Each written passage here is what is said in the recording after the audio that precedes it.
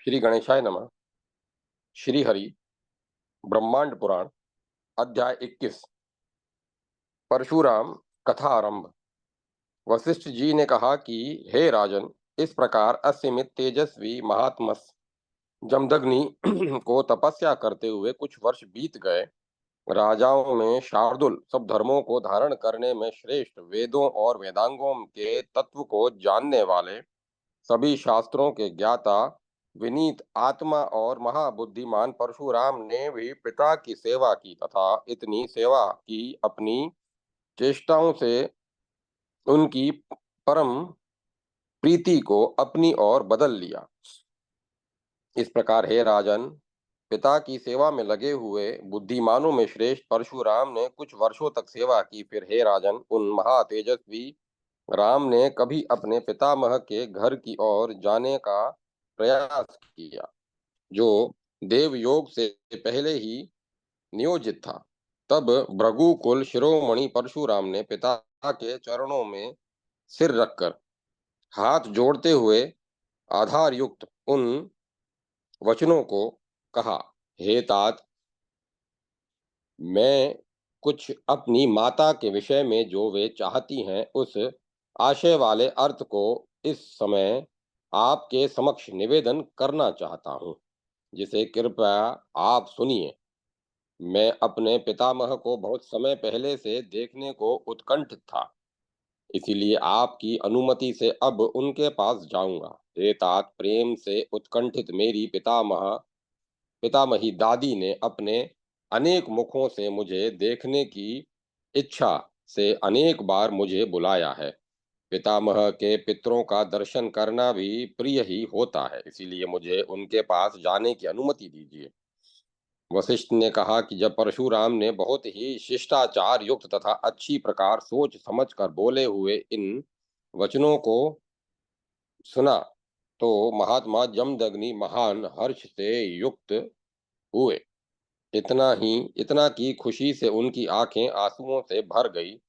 फिर उन्होंने महाभाग परशुराम का प्रसन्नता से आलिंगन कर आदर सहित उनके मस्तक का चुंबन कर लिया और आशीष देते हुए अभिनंदन किया। इस प्रकार वे दोनों ही प्रसन्न हुए। तब उन्होंने कहा कि हे तात, तुम पितामह और पितामही को प्रीति पूर्वक देखने के लिए आनंद के साथ जाओ और वहां जाकर नियम पूर्वक उनकी सेवा में पूरी तरह संलग्न रहते हुए उन दोनों के प्रेम के लिए कुछ समय तक उनके घर में निवास करो। फिर वहां पर वे फिर वहां पर हे महाभाग, अधिक समय न रहते हुए कुछ समय बिताकर फिर उन दोनों पितामह और पितामही को की अनुमति से हमको दर्शन देने की कृपा के साथ यहाँ पर आगमन करो। हम आधे क्षण भी पुत्र को बिना देखे नहीं रह सकते, इसीलिए पितामह के घर तुम्हें अधिक दिनों तक नहीं रहना है। इसके बाद क्रमशः हे पुत्र, पितामह की आज्ञा से प्रपितामह के पास भी जाकर उनकी अनुमति से शीघ्र लौट कर आ जाओ। वशिष्ठ जी ने कहा कि इस प्रकार इसके बाद उन दोनों अपने पिता और माता की परिक्रमा करके और उन्हें प्रणाम करके महामती परशुराम माता पिता की अनुमति प्राप्त कर पितामह के घर गए।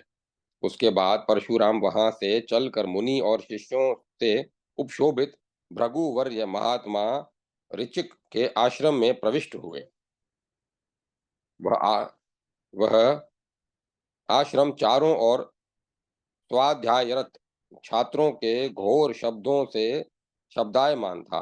विद्यार्थी जोर जोर से पढ़ रहे थे। उस आश्रम में परस्पर बैर रखने वाले प्राणियों यथा सिंह, हिरण, सर्प, नेवला आदि भी बैर रहित थे, जिसके कारण वह आश्रम बहुत शांत और मनोहर था। तब हे राजेंद्र, जब परशुराम ने उस ऋचिक ऋचिक मुनि के रम्य आश्रम में प्रवेश किया, तो उन्होंने पितामह के आगे तपस्या से हवन कुंड में अग्नि के समान ज्वाजल्यमान सत्यवती के दक्षिण यज्ञ स्थित उपासना करते हुए पितामह को देखा।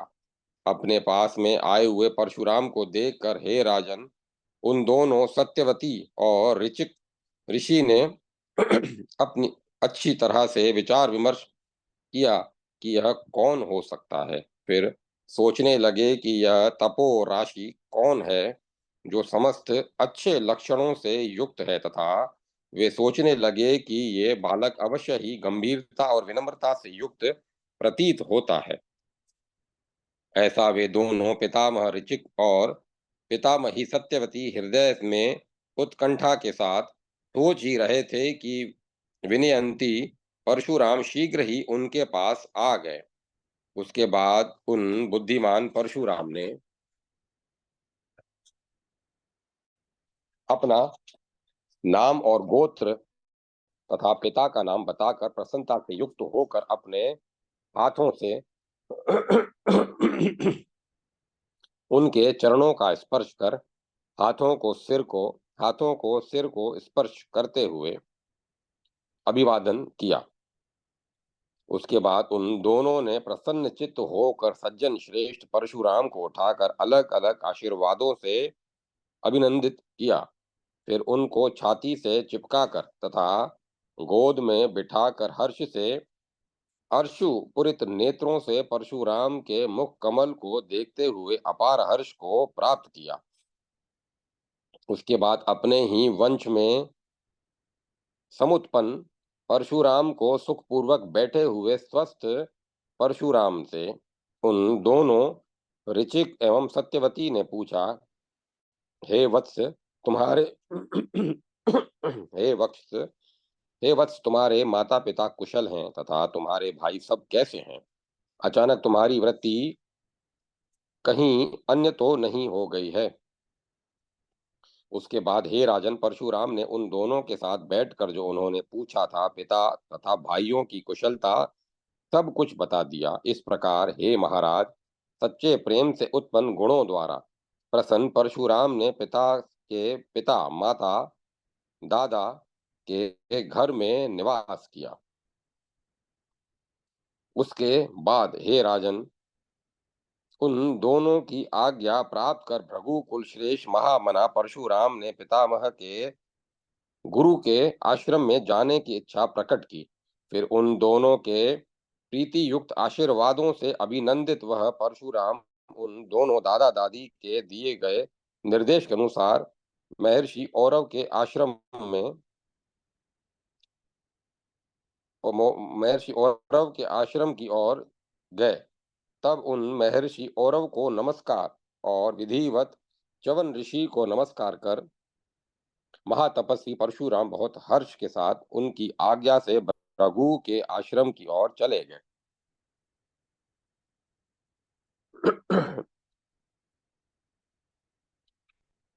वहां जाकर उन्होंने मुनि मुख्य भृगु का आश्रम मंडल देखा, जो आश्रम शांत चित्त वाले मुनियों के द्वारा सब ओर से घिरा हुआ था। अर्थात सर्वत्र शांत चित्त वाले मुनि लोग ही स्थित थे। वह आश्रम सुस्निग्ध और शीतल छायाओं वाले सब ऋतुओं के गुणों से युक्त वृक्षों से घिरा हुआ था।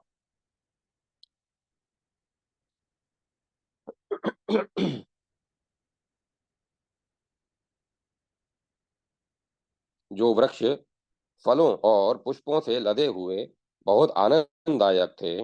वह आश्रम अनेक पक्षियों के चहचहाटों, मन और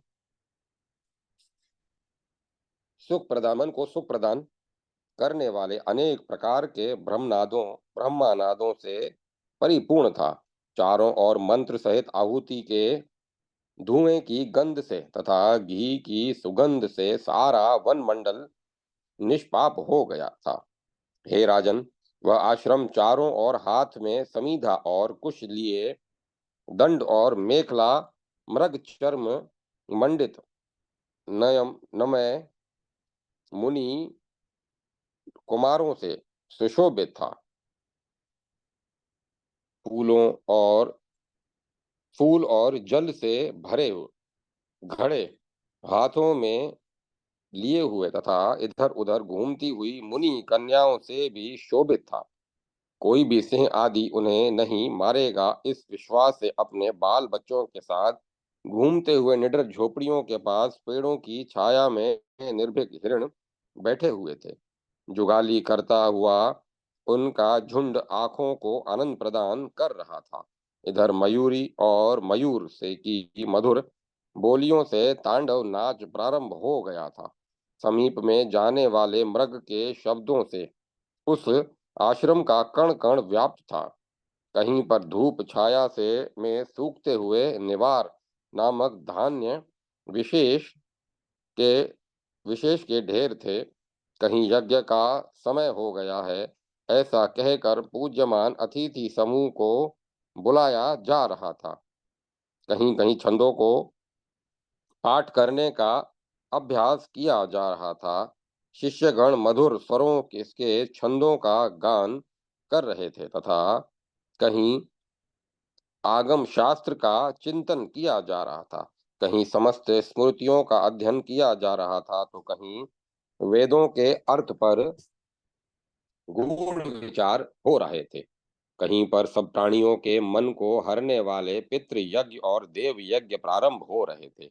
समस्त आश्रम तपस्वी जनों से भरा हुआ था और वीर पुरुषों से सेवित था।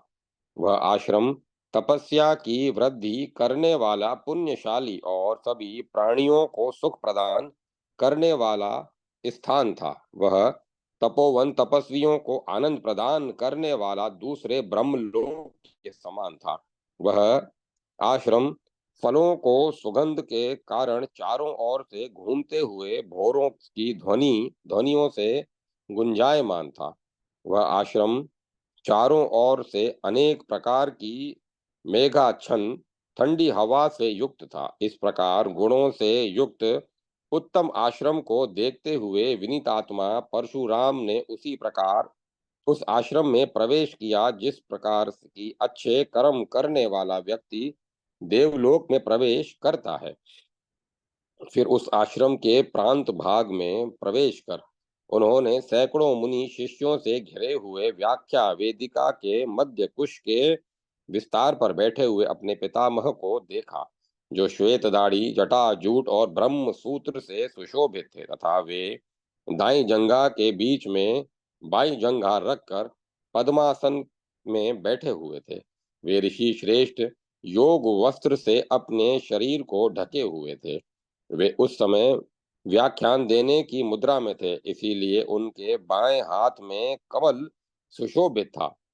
तब योग वस्त्र से पर्यनस्त बाएं हाथ में कमल से शोभित सम्यक प्रकार से अरण्यक वाक्यों के सूक्ष्म तत्वार्थ से सन्निहित रखने वाले मुनि के मुखों से निकले हुए वचनों को तपस्वियों को सुनाते हुए अपने पिता के पितामह को देखकर शीघ्र ही परशुराम उन महात्मा के समीप पहुंच गए।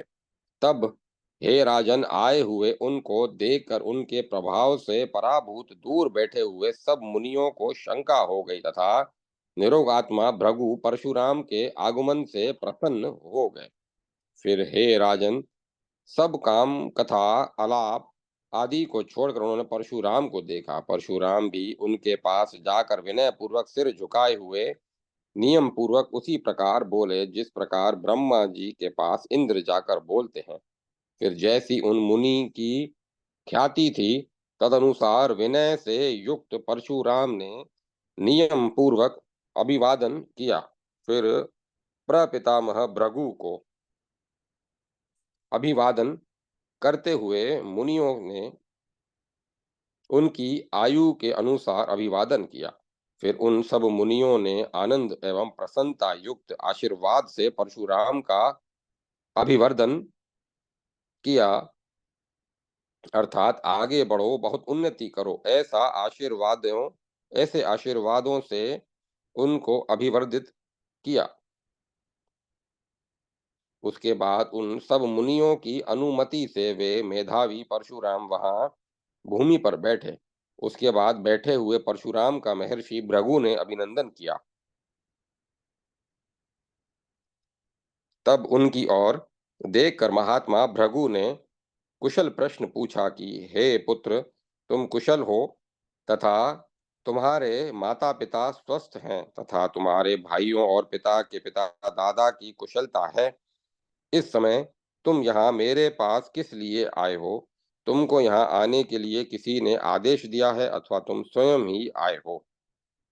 उसके बाद परशुराम ने महात्मा भृगु द्वारा पिता, माता और माता महात्मा भाइयों का पूछा हुआ सब कुछ वृतांत यथोपाय पूरी तरह महात्मा भृगु के लिए बता दिया। परशुराम ने पिता के पिता माता की कुशलता और उन दोनों का दर्शन और यह जो कुछ अन्य था वह सब कुछ विधि विनय पूर्वक सानंद हो यथा न्याय तथा अपनी इच्छा पूर्वक निवेदन कर दिया। तब हे राजन, परशुराम द्वारा उस समस्त कुशल क्षेम वृतांत को सुनकर तथा सब वृतांत को कहते हुए परशुराम को देखकर महात्मा भृगु विशेष रूप से प्रसन्न हो गए।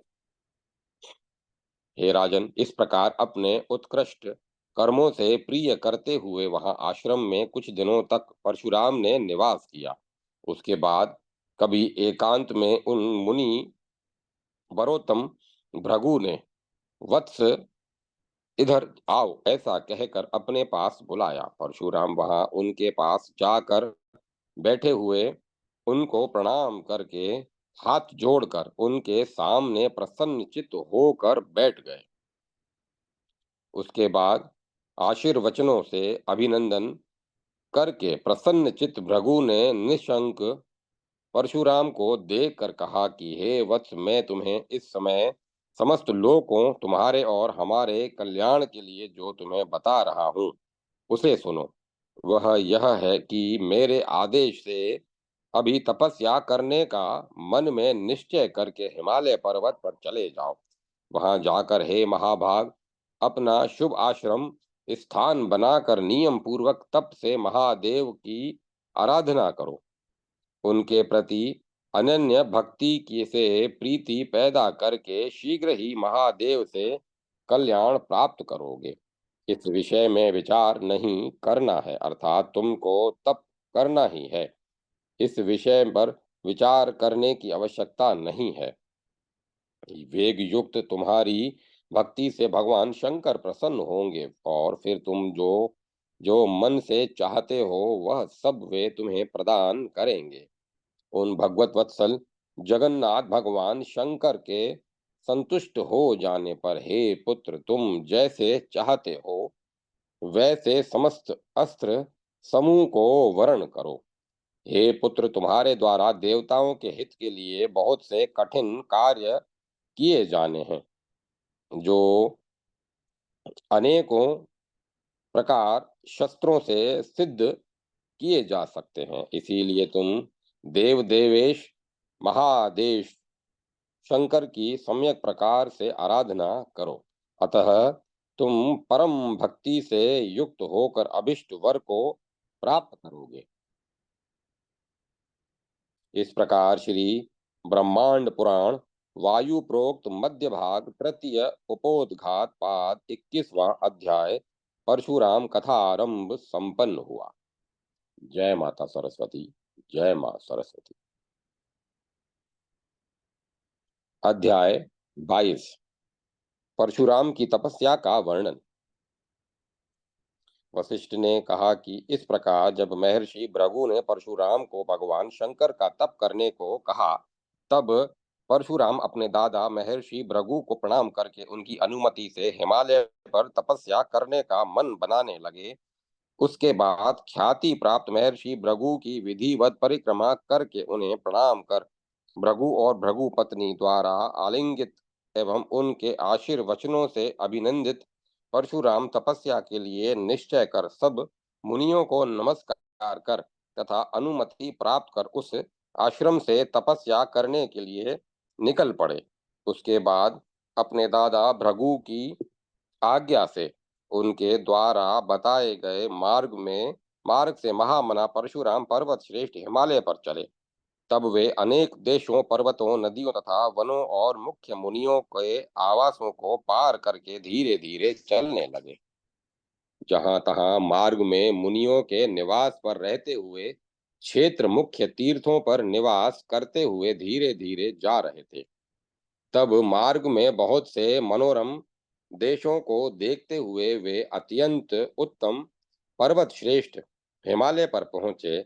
तब चलकर उन्होंने पर्वतों, अनेक वृक्षों और लताओं से स्थित पर्वत श्रेष्ठ हिमालय को देखा, जिसकी अनेकों चोटियां मानो आकाश को छू रही थी। जो हिमालय अनेक प्रकार की विचित्र धातुओं वाले प्रदेशों से उपशोभित था तथा उसके चारों ओर रत्न और औषधियां चमक रही थी। वहीं कहीं सूर्य के प्रखर किरणों की रगड़ से चलते हुए सूर्य के पत्थर पर गिरने वाली अग्नियों से पिघलती हुई बर्फ की शिलाओं के जल से वन की अग्नि शांत हो गई थी। कहीं वायु की रगड़ से सूख कर निरत हुए वृक्षों से में पैदा होने वाली वायु युक्त अग्नि से दावानल से जलते हुए वन दिखाई दे रहे थे। कहीं संगमरमर पत्थर कुछ काजल से ध्रुवण हुए स्वर्ण राशि रूप चंद्रमा की किरणों से चमकते हुए परस्पर छाया सिरों से चमकता हुआ वन दिखाई दे रहा है। कहीं पत्थर की तलहटी में शिला पुष्ट पर गिरती हुई बाल सूर्य की धूप का सेवन करने वाले तुषार बर्फ से ठिठुरे हुए सिद्ध गणों से उद्भसित वन दिखाई दे रहा था। अर्थात प्रातः काल रात भर ठंड से ठिठुरे हुए सिद्ध पुरुष पत्थर की तलहटी में शिला की पीठ पर बैठकर बाल सूर्य की धूप सेक रहे थे। कहीं सूर्य की किरणों से सभिन्न स्वर्ण शिला पर आश्रित यक्ष समूहों से भासित हैं। उपरांत किनारे जिसके ऐसी आगे आगे जल रही थी। अर्थात प्रातःकालीन सूर्य की किरणों से पत्थर की शिलाएं प्रातःकालीन सूर्य के रंग की अर्थात सुनहरी हो गई थी। जहां यक्षगण बैठकर ठंड के कारण आग जला रहे थे, कहीं गुफाओं के मुख से निकले हुए लक्कड़ भग्गों के पतन से व्याकुल हिरणों के मरने की चिल्लाहटों से गुफाएं आपूरित थी। अर्थात कहीं गुफाओं से निकलकर लक्कड़ भग्गे हिरणों का पकड़कर गुफाओं में खा रहे थे हिरणों को पकड़कर गुफाओं में खा रहे थे, जिन्हें से चीखने की आवाजें आ रही थी। कहीं वराह और शार्दुल सिंहों के युद्ध करते हुए इधर उधर दिखाई दे रहे थे तथा वे सब वराह और शार्दुल बलपूर्वक शिलाओं पर और वृक्षों से अपनी जंघाओं को रगड़ रहे थे। कहीं पर जिन हथनियों के जो बच्चे जन्मे थे, उनकी अभी थोड़ी थोड़ी आंखें खुली थी, अतः उनको नीलगाय अपने खुरों से न कुचल दे, इसीलिए उन नीलगायों का हथनियां पीछा कर रही थी। अतः उन नीलगायों के खुरों से संशुण पत्थर के शिलाप्रस्थ दिखाई दे रहे थे। कहीं हथनी के साथ संभोग करने के लिए बहुत अधिक मद बड़े हुए मदमस्त हाथियों द्वारा आपस में युद्ध करने से चूर चूर हुए अनेक टुकड़े हुए शेलवन दिखाई दे रहे थे। कहीं हाथी की चिंगाड़ को न सह सकने के कारण हाथियों के पीछे दौड़ते हुए सिंहों के चरणों से इतर बितर हुए तथा नखों से टूटे हुए पत्थर दिखाई दे रहे थे। कहीं कहीं अचानक गिरे हुए सिंह के नाखूनों से भिन्न मस्तक वाले हाथियों के चिल्लाने से वन गूंज रहा था। कहीं पर 8 पैरों वाले शरभ द्वारा बलपूर्वक खींचे गए सिंहों की अति पीड़ा कर आवाजों के द्वारा समस्त शिलाओं को पार करता गंभीर कोहराम मचा हुआ था। कहीं संरब्ध शुद्ध अनेक भीलों से प्रसक्त भक्षों के समूहपतियों द्वारा इधर उधर दौड़ने से टूटे हुए पत्थर के टुकड़े दिखाई दे रहे थे। कहीं पर्वत के घने कुंजों में, झाड़ियों में हथनियों के साथ हाथी काम क्रीड़ा कर रहे थे। अतः हथनियों को संभोग के लिए पटाते हुए हाथियों ने अकुलित वन दिखाई दे रहा था। कहीं सोए हुए सिंह के मुख से श्वास की वायु से सैकड़ों गुफाएं भरी हुई थी। कहीं गहन वन में भारी डर से डरे हुए सशंकित मृग घूम रहे थे। कहीं कांटों में फंसी हुई अपनी पूंछ को अलग करने में कातर बेचैन चमड़ी जाति के मृगों के झुंड मंद मंद विचरण करते हुए क्रीड़ा कर रहे थे। कहीं पर्वत की कंदराओं में रहने वाली किन्नरियों के तालियों युक्त नाद सुनाई दे रहे थे, तो कहीं रोने की आवाजें आ रही थी। इस प्रकार समस्त दिशामुख गुंजित था। कहीं इधर उधर घूमती हुई अरण्य देवियों के महावर के रस से सने हुए चरणों से अंकित भूतल दिखाई दे रहा था। मोर मोरनी समूह के संगीत रूपी मधुर स्वरों से प्रयुक्त प्रवर्त नृत्य से चारों ओर मोरों से वह वन व्याप्त था। जल और स्थल पर उगने वाले फूलों को वाली शरीर को वर्षा वाली शरीर को आनंद देने वाली धीरे धीरे चलती हुई वन की हवाओं से युक्त वह पर्वत था। विरह पीड़ित प्राणियों को रसास्वाद से मदमक्त बनाने वाले पुरुष कोयलों से वहां का समस्त आम्रवन आकुलित कृत तथा आकुलित अकुलीकृत था। अर्थात आम्र के वनों में नर कोयल बोल रहे थे, जो पत्नी वियुक्त विरह पीड़ित युक्तियों को व्याकुल कर रहे थे। पुष्पों से अनेक प्रकार के पुष्पों रूपी मद से उन्मत्त हुए भौरों के संगीत से वन गूंज रहा था, तथा अनेक पक्षियों की बोलियों की चहचहाहट से बहरा बनाता हुआ वह कानन था। लताओं पर मधु द्रव्य शहद के से गीले अर्थात पूरी तरह मधु भरे हुए घने ताजे फलों से युक्त वन प्रदेश से बहने वाली वायु से समस्त भूतल अलंकृत है। उधर ऊपर से गिरे हुए विषम पत्थरों से संकट में टकराने से झरनों के महान शब्दों से चारों ओर वन वहरा कर दिया गया था। विशेष रूप से फैले हुए अनेक आपस में सटी हुई ऊपरी शाखाओं वाले घने पत्तों वाले पाटल लौंद के पेड़ों तथा केसर के वृक्षों की छायाओं से अपशल्य समुत्पत्थित अर्थात ऐसी छोटी छोटी पत्थर की शिलाओं से उठा हुआ वह वन प्रदेश था, जहाँ की लौंद्र वृक्ष ऊपर के ऊपर एक दूसरे से मिले हुए थे, जिसकी सघन छाया से युक्त वह वन प्रदेश था। कदम्ब नीम हिमताल सर्ज बंदुक तिंदुक कपित्थ पनस कटहल अशोक आम इंगुद मेहंदी अशन नाग चंपक पुनांग कुविदार प्रयुंगु प्रियाल कदम्ब बकुल मोलसिरी बंधुक अक्षतमाला द्राक्षा मधुक महुआ आमलक आमला जम्बू जामुन कंकोल बिल्व वेल अर्जुन करंज आम्र बिजपुर बड़ा नींबू वृक्षों से युक्त वह वन था। उसके अतिरिक्त पिचुल अम्बष्ट आंवला कनक धतूरा बैंकत शमी धव पुत्रजीव अभयारिष्ट लोह उधुम्बुर गुलर पीपल तथा अन्य अनेक प्रकार के वृक्षों से वह वन चारों ओर से सुशोभित था। लगातार वृक्षों की छाया से चारों ओर दूर दूर तक सूर्य की किरणें भूतल तक नहीं आ पाती थी।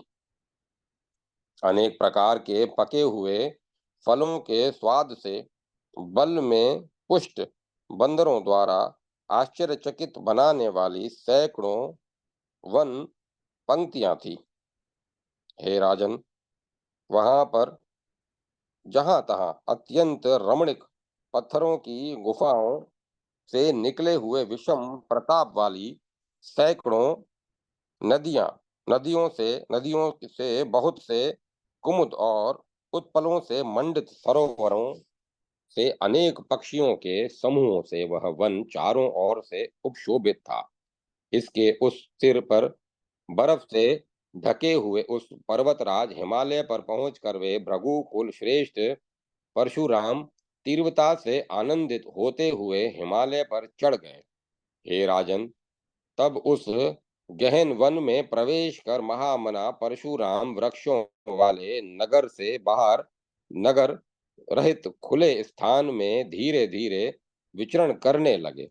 वहां चारों ओर से विचरण करते हुए हिरणों द्वारा सशंकित मुग्ध दृष्टियों के से देखे जाते हुए आनंद प्राप्त करने लगे। वहां वे फूलों की आनंददायक सुगंध से युक्त वन की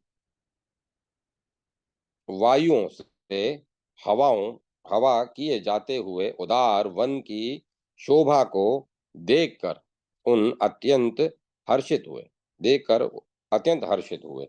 वहां अनेक प्रकार की स्थलियों से को सूक्ष्म रूप से परिक्रमा कर वहां पर अनेक प्रकार की धातुओं को देखते हुए दुविधा में पड़कर तर्क करने लगे कि आश्चर्य है कि उस पर्वत को सब पर्वतों के राजा के पद पर अभिषिक्त अभिषिक्त गया है अभिषिक्त किया है। यज्ञ के अधिकारी ब्रह्मा ने उसे इस स्थान पर प्रतिपादित किया है। इस हिमालय का सब पर्वतों का राजा होना स्पष्ट अभिलक्षित होता है, अर्थात वास्तव में वह हिमालय पर्वतों का राजा बनने योग्य ही है। बांसों की बांसुरी के मधुर स्वरों से यह वन मधुर ध्वनि पर दिया गया है मधुर ध्वनि कर दिया गया है। इसके नितंब स्थल पर चिपकी हुई बर्फ समूहों से यह सफेद रंग धोती पहने हुए व्यक्ति के समान शोभित हो रहा है।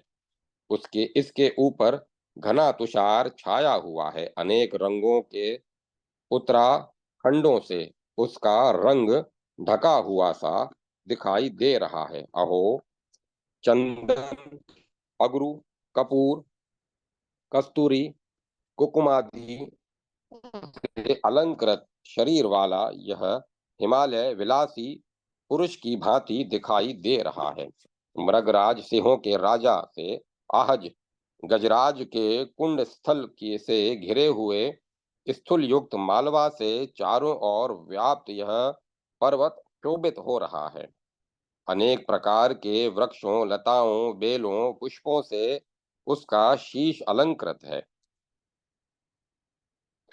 निरंध्र से शोभित मेघमालाओं के वितान से सुशोभित है, अर्थात जल से भरे बादल ने उस हिमालय पर राजा पर छत्र के समान छत्र धारण कर दिया है। अनेक धातुओं वाला उसका शरीर राजा के समान सब रत्नों से विभूषित है। कैलाश पर्वत के बहाने उसके ऊपर श्वेत छत्र सुशोभित है। जैसे राजा के ऊपर छत्र होता है, उसी प्रकार कैलाश पर्वत के ऊपर में उसके सिर पर श्वेत छत्र विराजित है। जैसे राजा घोड़ों और हाथियों के झुंड से घिरा रहता है, उसी प्रकार यह पर्वत भी हाथी और राजाओं के रत्नों की द्वीप से चमत्कृत है। तथा जैसे उन राजाओं के घर किले पत्थरों के शिलाओं से बने हुए होते हैं तथा उनका सिंहासन अंदर होता है, ठीक उसी प्रकार इस हिमालय का द्वार भी रत्न रूपी दीपकों से अलंकृत है तथा शिलाओं की कंदराओं में उसका घर है तथा बहुत गंभीर गुफाओं के बीच इसका सिंहासन है। राजाओं का घर चारों ओर वृक्षों और बेतों की बाढ़ से घिरा हुआ होता है। सो यह हिमालय चारों ओर वृक्षों और बेतों के वन से घिरा हुआ है। जिस प्रकार राजा चवर ढुलाते हैं ढुलाए जिस प्रकार राजा पर चवर ढुलाए जाते हैं, उसी प्रकार यह हिमालय चमरी मृग के सुंदर चामरों से बोधयमान है, अर्थात चमड़ी मृगों से ढका हुआ है। जैसे राजा की सभा में किन्नर गान करते हैं, उसी प्रकार यह हिमालय नाचते हुए मोरों और गाते हुए किन्नरों से युक्त है तथा यह हिमालय अनेक प्रकार के जीवों की जातियों से सेवा प्राप्त करता हुआ विराजमान है, शोभित होता है, विराजमान है, शोभित होता है। अतः निश्चय ही यह हिमालय पर्वतों के राजाओं के भी अधिराज अर्थात सम्राट पद पर स्थित है तथा यह हिमालय अपने पराक्रम से आक्रमण कर समग्र पृथ्वी की शोभा का भोग करता है।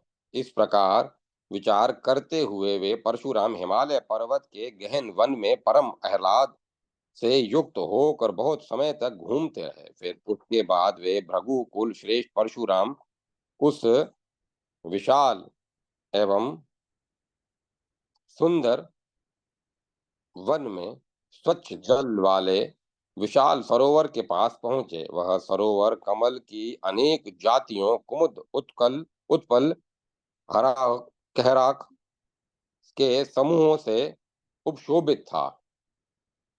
वह सरोवर लाल पीले श्वेत और कृष्ण वर्ण के कमलों और उत्पलों से सुशोभित था तथा जल में पैदा होने वाले अन्य वृक्षों द्वारा सब ओर से अलंकृत था। वह सरोवर सैकड़ों हंस सारस दास दातुयु करांडव जीव जीवक चक्रवा कुरट और भोरों के समूहों से अलंकृत था। वह सरोवर चारों तरफ मंद मंद चलने वाले वायु के मधुर घोष से युक्त था और तथा वह सरोवर इधर उधर घूमती हुई शफरी जाति की मछलियों के समूहों द्वारा अंदर मचते हुए कोल्होलों इसे चारों ओर नृत्य करता हुआ सा लग रहा था। उस उत्तम सरोवर भृगु श्रेष्ठ परशुराम उस उत्तम सरोवर भृगु श्रेष्ठ परशुराम पहुंचे। उस सरोवर का किनारा अनेक प्रकार के मधुर कलरव करते हुए पक्षियों से युक्त था। परशुराम ने उस तट पर शुभ आश्रम स्थान बनाकर श्रेष्ठ तपस्या करने के लिए मन बनाया। उन्होंने अपनी इंद्रियों को वश में करके शाक मूल और फलों का आहार करते हुए अपने मन में समस्त देवों के स्वामी भगवान शंकर को धारण करके तप किया और फिर हे राजन, उन्होंने अपने पितामह महर्षि भृगु के द्वारा उपदिष्ट मार्ग द्वारा परम भक्ति से युक्त होकर एकाग्र चित्त से भगवान शंकर की पूजा की। उन्होंने वर्षाओं में बिना घर के खुले स्थान में घोर शीतकाल में जल में बैठकर यहाँ खड़े रहकर तथा ग्रीष्म ऋतु में पंचाग्नि चारों तरफ आग जलाकर तथा ऊपर सूर्य के मध्य स्थित होकर इस प्रकार बहुत समय तक तप किया। मनुष्य के शत्रु जो उसके मन का विचलित कर लक्ष्य से डिगा देते हैं,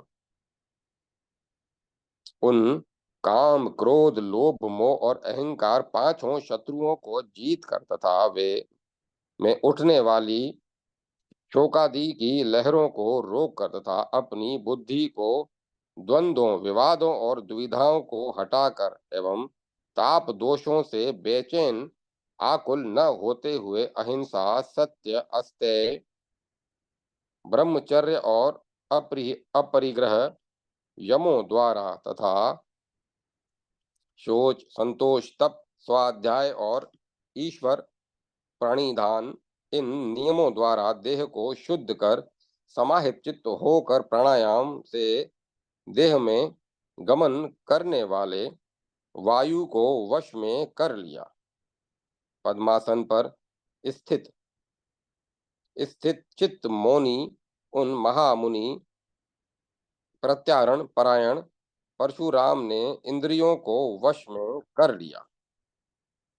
अब तक परशुराम ने अष्टांग योग की 4 अवस्थाओं को पार कर लिया। यम, नियम, आसन, प्राणायाम और प्रत्याहार। इसके बाद अष्टांग योग 5वें साधन धारणाओं से उन आत्मवान परशुराम ने चंचल मन को स्थिर कर लिया तथा योग के 6ठे साधन ध्यान से देव देवेश महादेव परमेश्वर शंकर का दर्शन कर लिया। तब उनका समस्त बाधाओं से रहित स्वस्थ अंतःकरण हो गया। तब उन्होंने ध्यान में जगत गुरु, देवों के देव महादेव, भूत भावन शंकर को देखकर उनके विषय में चिंतन किया। उसके बाद योग के 7वें सोमपान ध्येय इष्ट भगवान शंकर में अपने चित्त और आत्मा को स्थित कर वे निश्चल इंद्रियों और देह वाले हो गए, अर्थात उनका शरीर और इंद्रियां सब निश्चल हो गईं तथा एक समय की अवधि तक वे वायु से न हिलते हुए वायु रहित दीपक के समान स्थित हो गए तथा अपने मन की इच्छा से देवेश महादेव शंकर का जप करते हुए और उनका ध्यान करते हुए स्वस्थ आत्मा उन परशुराम ने समस्त भाव जिनमें स्थित हैं उन ईश्वर महादेव की आराधना की। उसके बाद जहाँ कोई फल की इच्छा नहीं रह गई, ऐसे निरंजन निष्पाप स्वरूप ईश्वर परम ज्योति स्वरूप अचिंत्य जिसका योगी लोग ध्यान करते हैं तथा जिससे उत्तम कोई नहीं है, जो नित्य शुद्ध है, सदा शांत है, जिनको इंद्रियों से नहीं जाना जा सकता, जिनकी कहीं उपमा नहीं है, जो आनंद मात्र हैं, अचल हैं, जो समस्त चराचर जड़ चेतन जगत में व्याप्त हैं तथा समस्त चराचर जगत उनमें व्याप्त है, ऐसे भगवान शंकर के उस रूप का वे परशुराम चिंतन करने लगे और हे राजन, बहुत दीर्घ काल तक वे सोहम भाव से समन्वित रहे। यह योग का अंतिम सोपान है। समाधि इस प्रकार उन्होंने अष्टांग योग सोहास्मी इस स्थिति को प्राप्त किया। यह समाधि अवस्था है जिसमें वह मैं हूं यह स्थिति पैदा हो जाती है, अर्थात आत्मा और परमात्मा में कोई भेद नहीं रहता, आत्मा परमात्मा में लीन हो जाती है। इस प्रकार श्री ब्रह्मांड पुराण वायु प्रोक्त मध्य भाग 3 उपोद्घात पाद 22वां अध्याय परशुराम की तपस्या का वर्णन संपन्न हुआ। जय माता सरस्वती। जय मां सरस्वती। ओम नमः शिवाय। ओम तत्सत। ओम तत्सत। ओम। अब कथा को विराम दिया जाता है। इसके बाद का अध्याय परशुराम शंकर संवाद अध्याय 23 थोड़ा लंबा है, तो कल उसका आनंद लेंगे।